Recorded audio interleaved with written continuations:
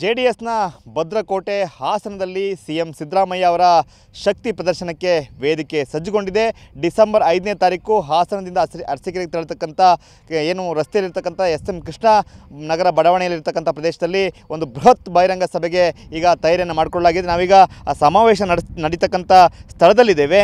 ಏನು ಇಲ್ಲಿ ಕ್ರಿಕೆಟ್ ಮೈದಾನಕ್ಕಾಗಿ ಮೀಸಲಾಗಿರ್ತಕ್ಕಂಥ ಒಂದು ಬೃಹತ್ ಆಗಿರ್ತಕ್ಕಂಥ ಮೈದಾನದಲ್ಲಿ ದೊಡ್ಡ ಸಭೆಯನ್ನು ಮಾಡಲಿಕ್ಕೆ ಎಲ್ಲ ತಯಾರಿಗಳೀಗ ಆರಂಭ ಆಗಿದೆ. ನಾವು ನೋಡ್ತಾ ಇದ್ದೀವಿ ಸುಮಾರು 2 ಲಕ್ಷ ಜನರನ್ನ ಸೇರಿಸಿ ಸಿದ್ದರಾಮಯ್ಯನವರ ಶಕ್ತಿ ಪ್ರದರ್ಶನಕ್ಕೆ ಏನು ಸಿದ್ದರಾಮಯ್ಯ ಸ್ವಾಭಿಮಾನಿ ಸಮಾವೇಶ ಅಂತಕ್ಕಂಥ ಹೆಸರಿನಲ್ಲಿ ಇದು ಕಾಂಗ್ರೆಸ್ ಪಕ್ಷದಿಂದಲ್ಲ ಅಥವಾ ರಾಜ್ಯ ಸರ್ಕಾರದಿಂದ ಹೊರತಾಗಿ ಸಿದ್ದರಾಮಯ್ಯನವರ ಬೆಂಬಲಿಗರ ಸ್ವಾಭಿಮಾನಿ ಸಮಾವೇಶ ಅಂತಕ್ಕಂಥ ಹೆಸರಿನಲ್ಲಿ ಸಿದ್ದರಾಮಯ್ಯನವರ ಶಕ್ತಿ ಪ್ರದರ್ಶನಕ್ಕೆ ಈ ಒಂದು ಸಮಾವೇಶವನ್ನು ನಡೆಸಲಾಗ್ತಾ ಇದೆ.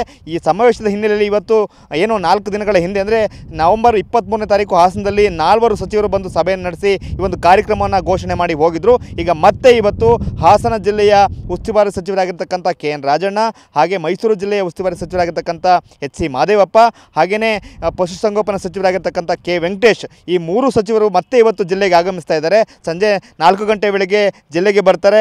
ಏನೆಲ್ಲ ಸಿದ್ಧತೆ ಆಗಿದೆ, ಮತ್ತೇನೆಲ್ಲ ಸಿದ್ಧತೆಗಳಾಗಬೇಕು ಅಂತಕ್ಕಂಥ ಪರಿಶೀಲನೆ ಕೂಡ ನಡೆಸ್ತಾರೆ.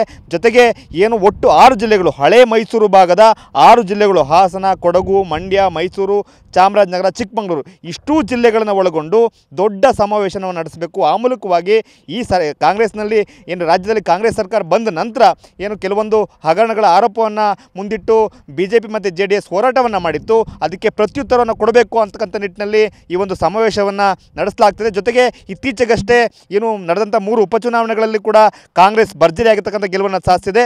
ಆ ಮೂಲಕವಾಗಿ ಏನು ಸಿದ್ದರಾಮಯ್ಯನವರ 4 ದಶಕಗಳ ಒಂದು ನಿರಂತರವಾಗಿರ್ತಕ್ಕಂಥ ರಾಜಕೀಯ ಜೀವನ ಮಾಡಿರ್ತಕ್ಕಂಥ ಸಿದ್ದರಾಮಯ್ಯನವರ ಹೆಸರಿಗೆ ಕಳಂಕ ತರ್ತಕ್ಕಂಥ ಕೆಲಸವನ್ನು ವಿರೋಧ ಪಕ್ಷಗಳು ಮಾಡ್ತಾ ಇದ್ದಾವೆ. ಆ ಹಿನ್ನೆಲೆಯಲ್ಲಿ ನಾವು ಈ ಒಂದು ಸಮಾವೇಶನ ಮಾಡ್ತಾ ಇದ್ದೀವಿ. ಈ ಸಮಾವೇಶದ ಮೂಲಕ ರಾಜ್ಯದ ಒಂದು ಜನರಿಗೆ ಸಿದ್ದರಾಮಯ್ಯನವರು ಒಂದು ಸಂದೇಶವನ್ನು ಕೊಡ್ತಾರೆ ಅಂತಕ್ಕಂಥ ಮಾತುಗಳನ್ನು ಕೂಡ ಸಚಿವರುಗಳು ಹೇಳಿದ್ದಾರೆ. ಸೊ ಆ ಹಿನ್ನೆಲೆಯಲ್ಲಿ ಈ ಸಮಾವೇಶಕ್ಕೆ ಸಾಕಷ್ಟು ಮಾತು ಕೂಡ ಬಂದಿದೆ. ಸೊ ಈ ಸಮಾವೇಶ ಡಿಸೆಂಬರ್ 5ನೇ ತಾರೀಕು ನಡೀತದೆ.